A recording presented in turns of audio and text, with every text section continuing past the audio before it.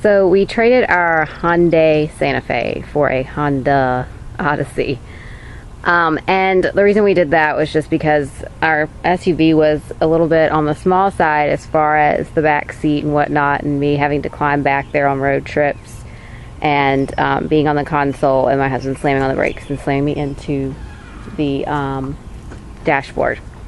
So I'm going to show you the inside of it just to give you a little tour of it. When I was researching vans, I liked seeing the actual van from a personal view rather than a dealership or anything like that, just because I'll tell you like the pros and cons and everything that we like about it, and then other people can see it from our point of view.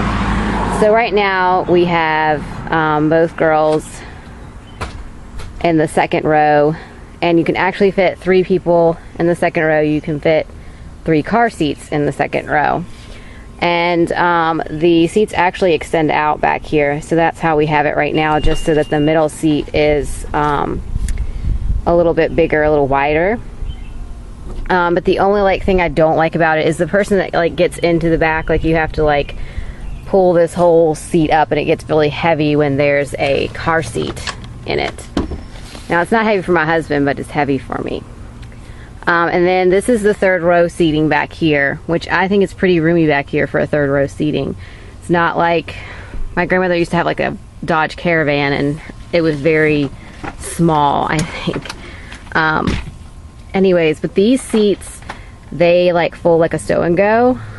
And the seats in the Nissan Quest I didn't like because they just fold it down, whereas these seats actually like fold within themselves.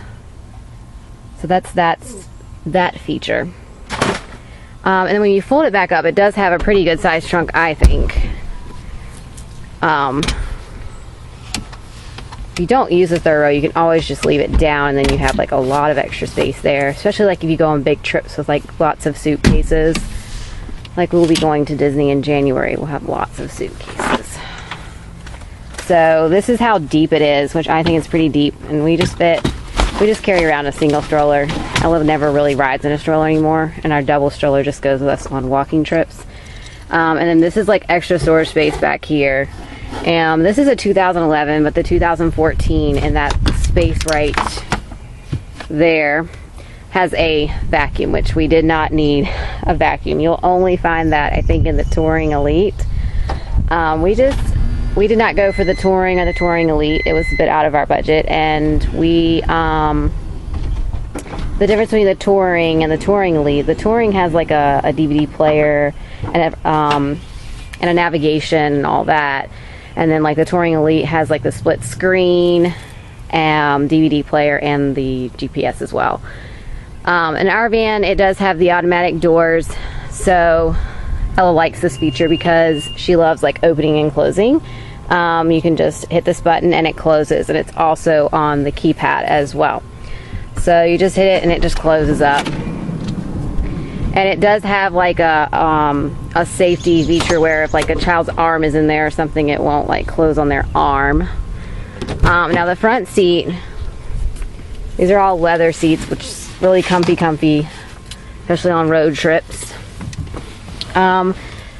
It doesn't have a GPS in here, just like I said, it's an EXL. We did have them install the DVD player though, which is right up here. And I like the DVD player. It also has a remote, excuse the trash, and it has 2 wireless headphones sets as well. And that's what those look like. It was about $900 extra to actually install it. The dealership did it. In the front we have a sunroof. It's got like a tilt or all the way open. So there's that. It also has a mommy mirror, and your sunglasses can go in there as well. But it sits in a position where it can be a mommy mirror or the sunglasses. And then as far as the screen and everything goes, it does have XM on it for like 3 months, which we don't use XM, so we won't be continuing that subscription. But you can do all kinds of things with the screen. You can like change its how it looks. You can connect your iPhone with it as well. It does have Bluetooth compatibility, so you can talk through the van. And you can connect up to, I think it's 7 phones, maybe 7 or 8 phones. I can't remember what he said yesterday. And it has like a little hook here. You can put a trash bag right there. It has a nice big glove compartment here. And it also has a nice storage area there. This is the cool box. Well, actually, that's the cool box, sorry. Which you just turn it on, it uses the AC, and you can feel it way back here getting cold. And then, I think that's storage, isn't it? Yeah. Well, actually a cup holder. And it has a total of 15 cup holders. And then this is like the phone and the display and the setups and all that kind of stuff. Storage down here. And then it's got like 2 cup holders here and 2 cup holders there. And then it's got a area where you can put a trash can back here. This seat actually does come out. That seat comes out. Ella's seat comes out. Hannah's seat comes out. All that stows and goes, and then leaves this huge extra space, and you can actually fit a couch in here. That seat comes down, so in case you don't have a person sitting there, you don't have another child sitting there, that can be 3 more cup holders. I don't know why you need all these cup holders, but they don't want you getting thirsty. And then some extra like storage back here. As far as like the back seat here goes, there's a cup holder. Oops, there's a cup holder there. I don't know if you can really see that because it's kind of getting dark here. And then there's like some extra little storage space there. Same goes for over here. You've got the air vents, which controls from the front there where we just were. And then you can control it here as well. The person that's sitting here. More air vents. On both sides you've got the air vents. That's the seat belt right up there for the middle seat. And then it's got sunshades that come up back here, which I just keep them up so that it keeps the sun out of their eyes. But this just comes down and then you can see. I'm not going to keep them down though because Ella thinks it's part of the van, and so I'm not going to like tell her that it's not, so then she'll play with it. So I'll give you this kind of a all-around view of it. So this is the front seat. And then you get up here so I can show you what the back view looks like. And then this is the back seat.